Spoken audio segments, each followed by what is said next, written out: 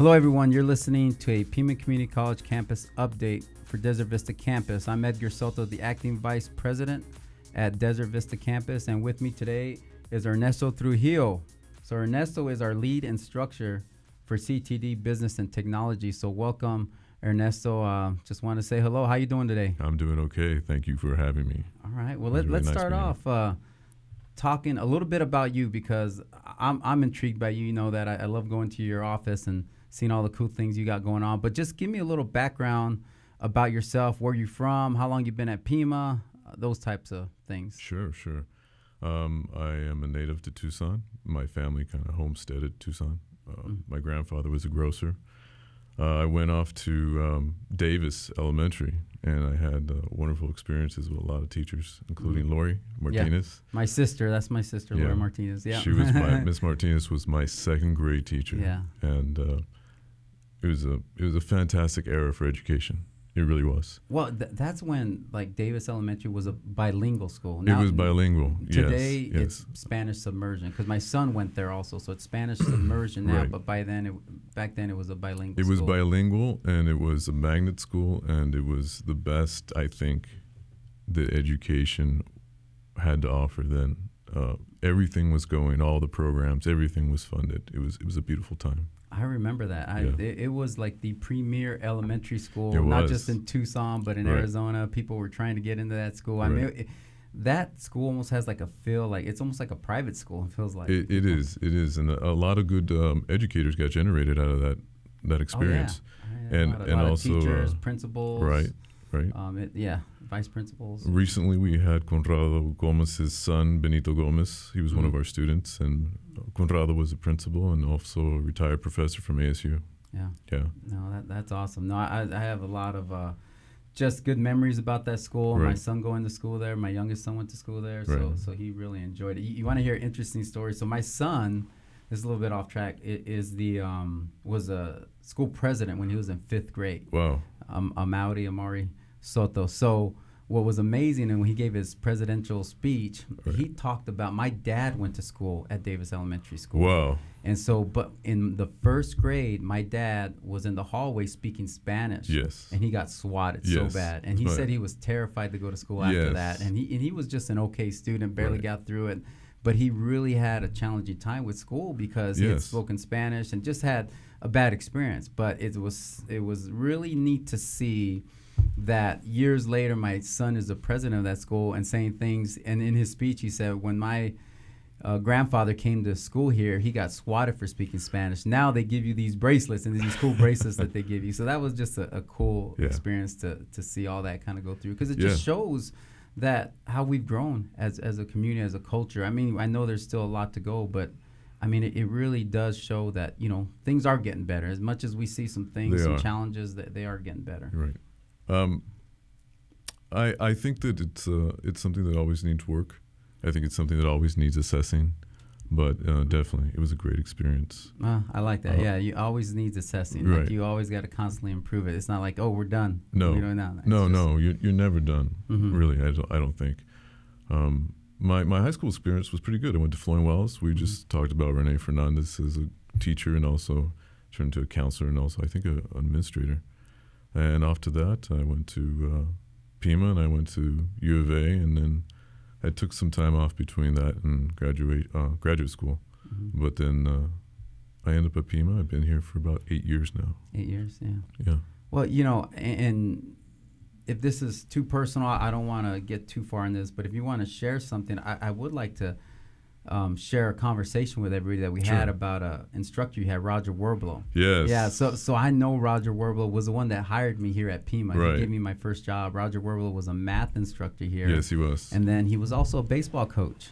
Yes. And that's how I got my foot in the door, but he's also been a mentor to me, somebody that's been an important figure in my life that gave me an opportunity. So you were sharing with me a story that happened. You had the unfortunate, your dad had passed away, and this experience. Can you share that? Because I thought absolutely. that was pretty significant. So it had been very shortly after my mother retired from TUSC. She had been an administrator at CE Rose. My father died on Wednesday in 1999, and I was in school here and everything was going great. The world seemed perfect through those rose-colored glasses that you have. And then I found out my father had passed away at night. And in an instant, I had to fill his shoes and run his business. And I forgot all about school. I forgot all about it. But Roger didn't forget about me. And that's what made it really, really, really special. When I got back on my feet and I had time to organize things and I could move our personnel around in our office, I came back and I looked for him specifically because I had dropped his class and some other people's classes. And I walked into his office, and it was funny. He'd always do his lesson plan sometimes standing up. I don't know why. I just was interested about him. And he said, "Hey, how are you doing?" And like I had never left. Like he hadn't forgotten me. And I said, "Oh," he said, "I saw that your father passed away. I read the obituary." He says, "I want to give you my condolences." He says, "I took care of everything for you. I got all the paperwork ready."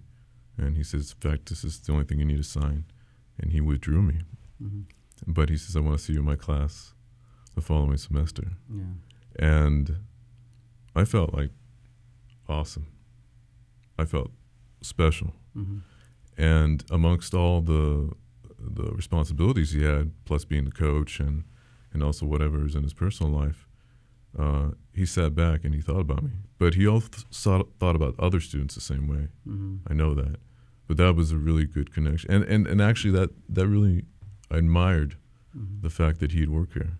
Well, I'll tell you what, I was interviewing or having a discussion with Eric Thompson, and we were talking about different people in your life. We call it luck, who come across your life, right.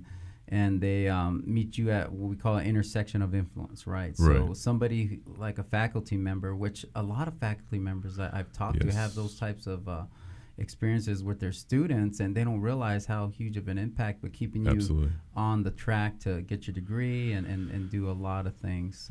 Well, I don't want to get too far off track as far as what we're talking about, but I did want to give you a chance to talk about what you do at Pima. Who are the students that you serve? Absolutely. And maybe, some things that I can do or we can do to support all that.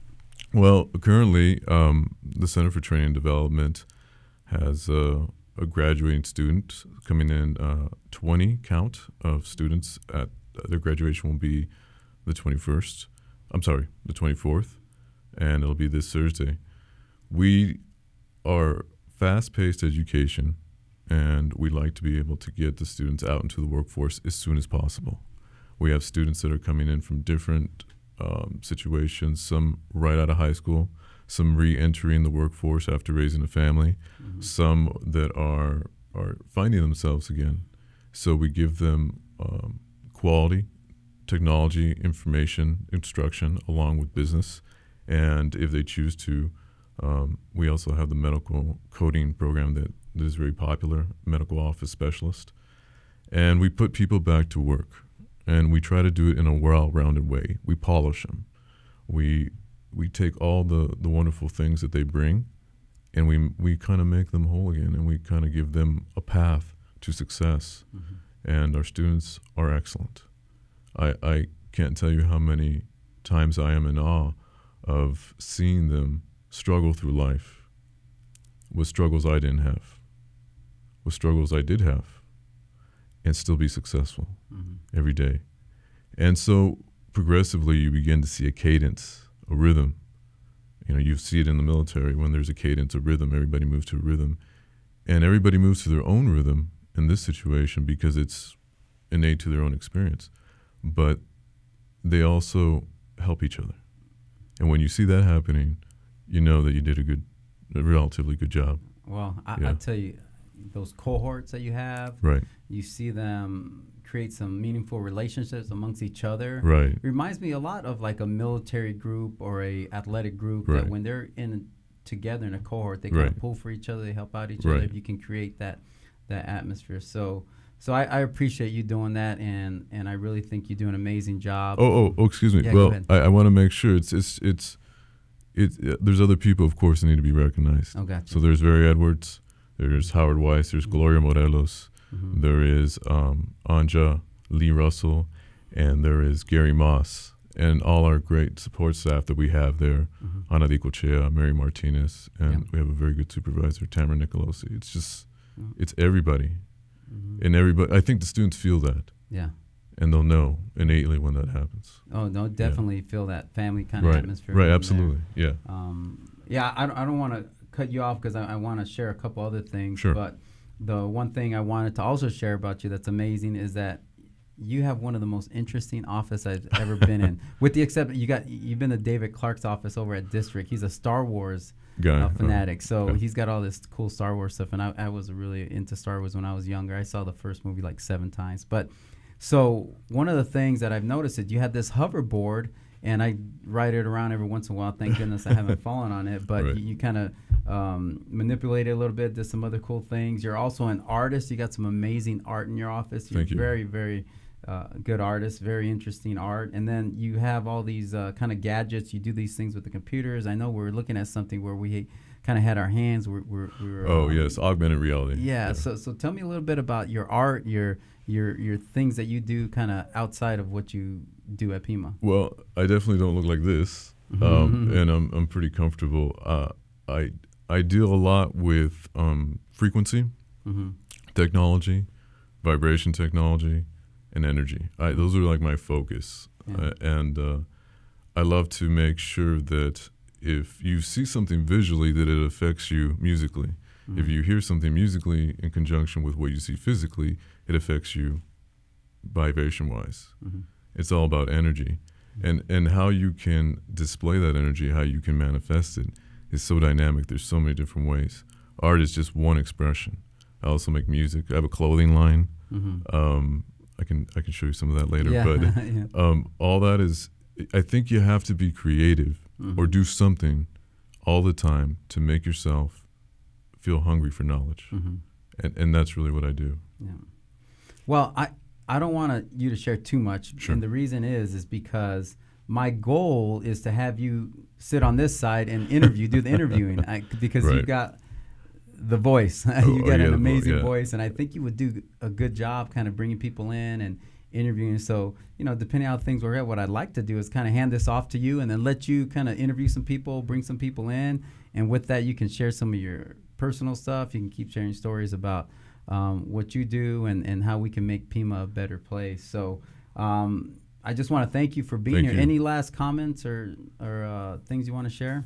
I am just really delighted to be with this cohort, this group, the students, and all my colleagues. It's a special time. Yeah. All right. Well, that's all for today. So Ernesto, thank you for joining me, and thank you for all of you who are listening. And if you want to get a hold of me, of course, you can stop by my office, email me, call me, or however you see fit to get in touch with me. I'm always accessible. Take care and have a great day. Thank you.